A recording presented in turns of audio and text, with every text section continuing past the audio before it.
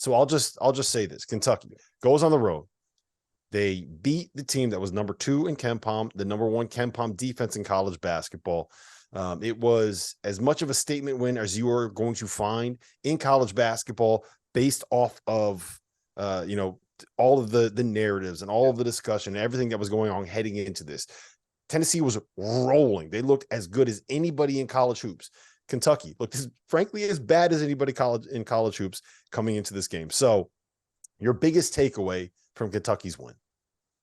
My biggest takeaway from Kentucky's win might honestly be that it's best to have Severe Wheeler coming off the bench. And I've been saying this all year. You know this. My whole thing all season has been the spacing on this team. You need more shooters. We've talked also about the system or lack thereof that Calipari's run. But again, I think part of it is the personnel too. And when you have a 5-man who can't step out, a 4-man who can't step out, and a point guard who's not really much of a shooter, he's made a few here and there, but that's not his game. You just can't do that in this day and age. So, CJ Frederick got his confidence up. He needed to make him. Antonio Reeves made him tonight.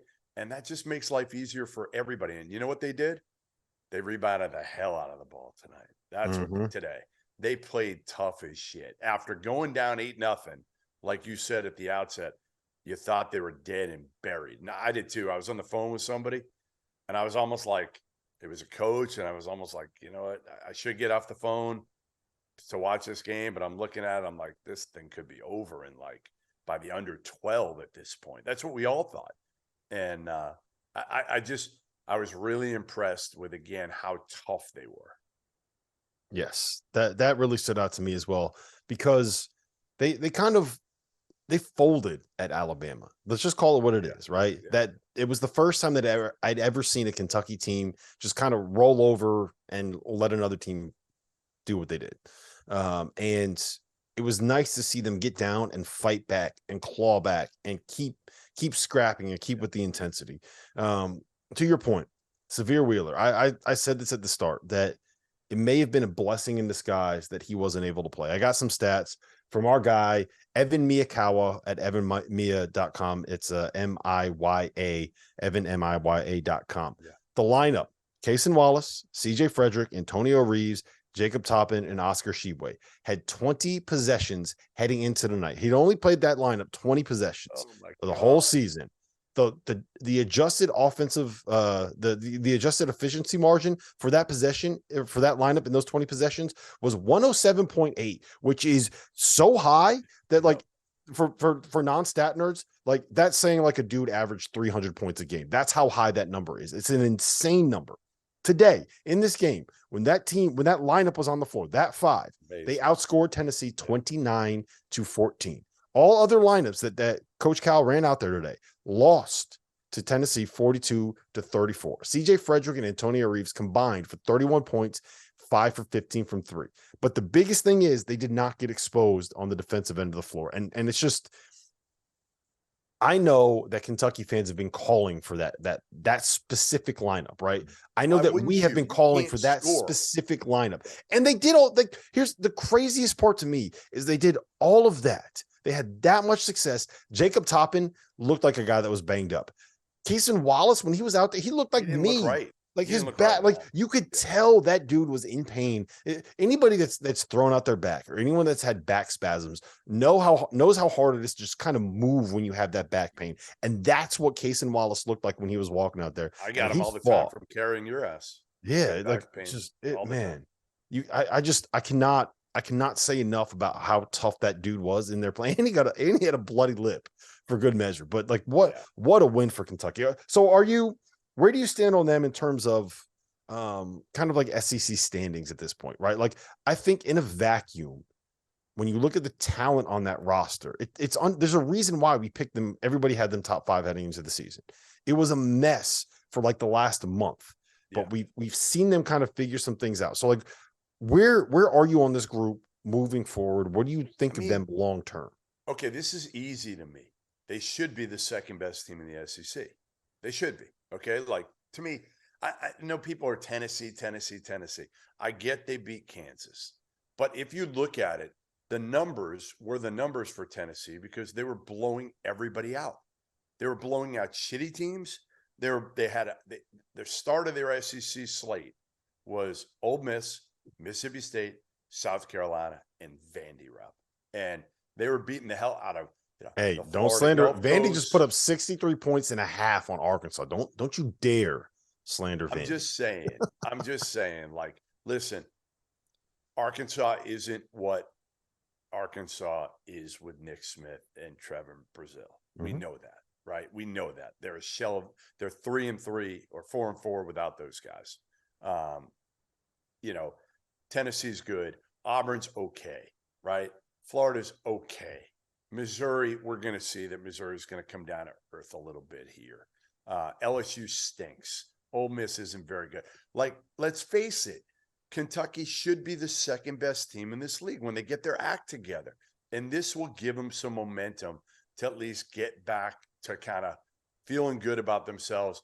And to me, again, if you're Cal, don't screw up a good thing here. Don't rush Severe Wheeler back. And when he does come back, bring him off the bench as long as this team doesn't get crushed defensively. That's the one thing, obviously, you're worried about with throwing CJ and Reeves and Kaysen out there together, the three of them. But if you got Oscar and Toppin, I disagree with that a little bit, right? In the sense that Kaysen will be able to guard like the other team's best player. He'll be able to take away.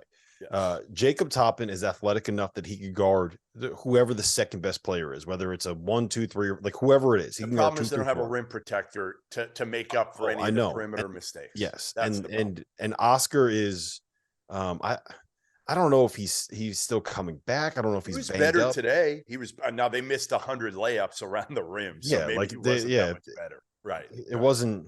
Yeah.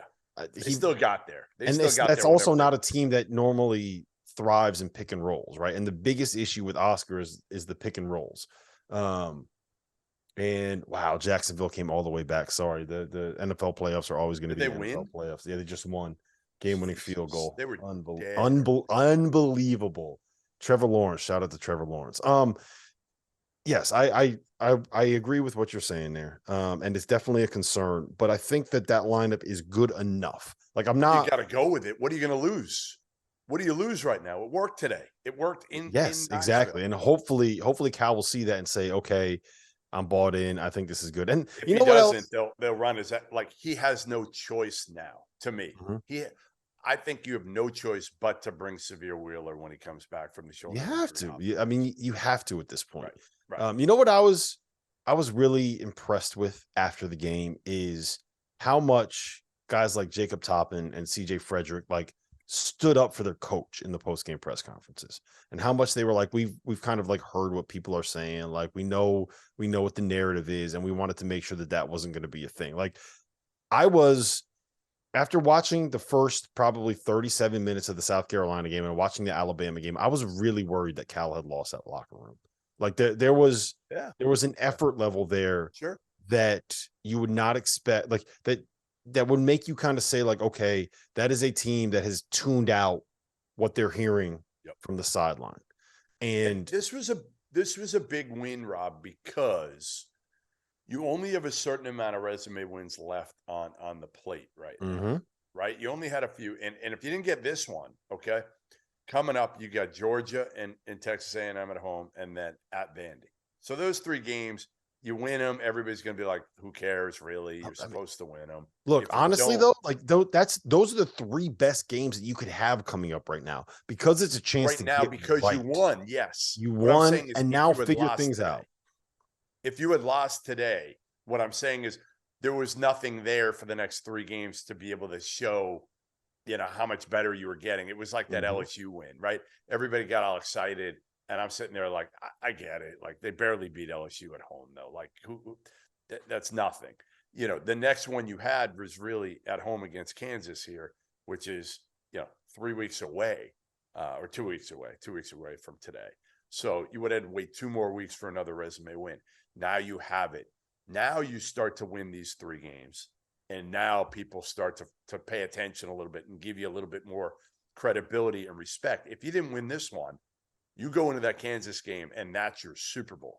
It's close. It's as close to a must win as you can get at this point of the Right. season for Yep. the University of Kentucky. All right, let's